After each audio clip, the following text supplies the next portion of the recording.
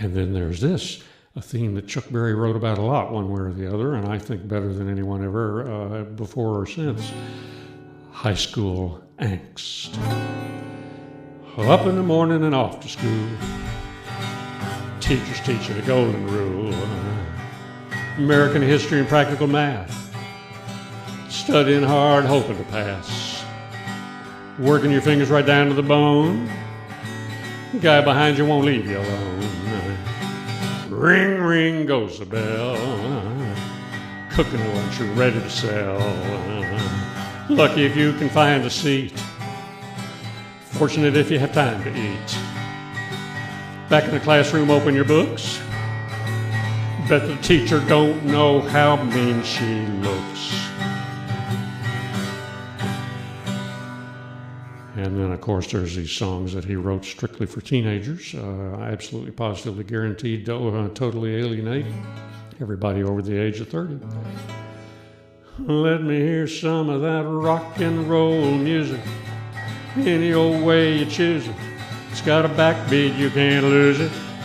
Any old time you use it. It's got to be rock and roll music. If you want to dance with me, whoa, whoa, whoa, if you want to dance with me. And then there's the absolute bane of all adolescent boys, the potentially unfaithful girlfriend. Blues. Chuck Berry, he liked to write blues, he liked to sing blues. He didn't think he was very good at it, but this is my favorite of his blues numbers. Nadine, honey, is that you? Oh, Nadine, honey, is that you? Seems like every time I see you, darling, you got something else to do. Oh, Nadine, honey, is that you? Oh, Nadine, honey, is that you? Seems like every time I see you, darling, you got something else to do. But for me, it all comes back to the hit that made him rich and famous overnight after only 15 years or so of scuffling around for nickels and dimes in that summer of 1955.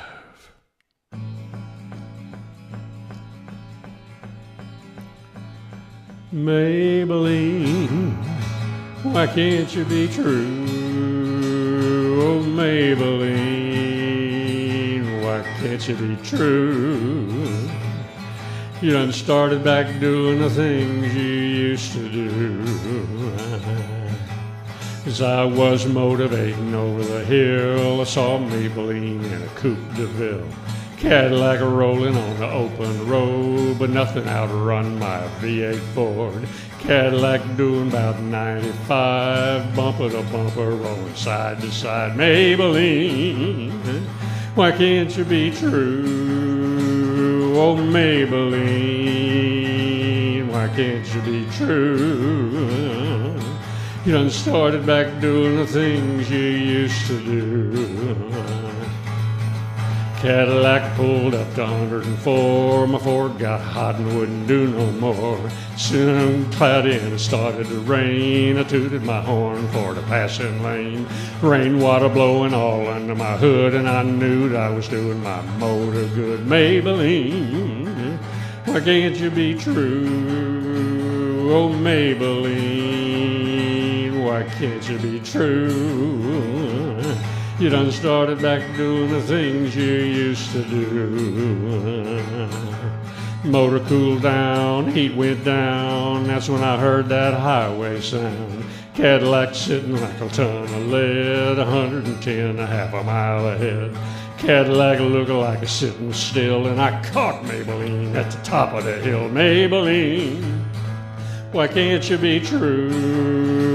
Oh, Maybelline, why can't you be true? You done started back doing the things you used to do. Oh, yeah. Well, now, in case you might want to know more about Chuck Berry, I got 2 books I want to recommend to you. First, if I can get this where it doesn't glare, there are many biographies of Chuck Berry. Well, at least there's a few. This is the best one by far. Bruce Pegg, P-E-G-G, title Brown-Eyed Handsome Man. Terrible cover picture, white zoot suit on a white background covered with kind of a pukey green color. Anyway, the book, though, is fantastic. Pegg is an excellent writer. He knows music. He knows the music business, and he does a superb job. But there's a book I like even better by the maestro himself, Chuck Berry, The Autobiography. This is the must-read if you want to read a book about Chuck Berry. This is absolutely the best, and for 2 reasons. One, Berry is a more interesting writer than Bruce Pegg. Second, he writes about me in here. And, maybe that happens to you all the time. You get written up in people's, rich and famous people's autobiographies. This is the only time it's ever happened to me. Now, here's a better picture of that zoot suit. There. Yeah, white zoot suit. The very first purchase Chuck Berry made, or one of the very first anyways, right after he hit the big time. That's the second reason why this is my favorite, is that he talks about me in here. He talks about me in here. Like I said, I'm going to read you the page where he talks about, well, actually, I'm not going to read you the whole page because the whole page is not about me, but I'll read you the paragraph that's about, well, actually, the whole paragraph's not about me either. I'll read you the sentence part of the sentence is let me just read it. Let me just read it to you. On February 1st, 1956, I was booked at home in St. Louis at the Lily White Casaluma Ballroom, which did not admit black people. That's me. That's me. Lily White. That's me. I was there up in the balcony, stage right balcony. I was there. Jinx was there, and he's Lily White. Plum Pitiful was there, and God knows he's Lily White. Along with 30-something of our best friends, and we all had blind dates that were arranged by my friend Bill, who was in college up in that area. We had all run away from school. We were all in school in Fayetteville, and we took off in the middle of the night in a blinding snowstorm with all the beer we could carry and a whole bunch of cars, and caravan style from Fayetteville to St. Louis. And we were there on February 1st, 1956, to see the now suddenly famous Chuck Berry, a blinding snowstorm. My God, it was awful, but what a great night. Jinx will remember, Plum Pitiful will remember. And of course, he sang, Maybelline, why can't you be true? Oh, Maybelline, why can't you be true?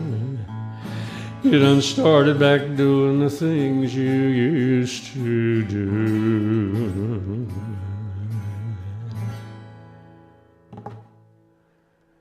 Chuck Berry, rest in peace.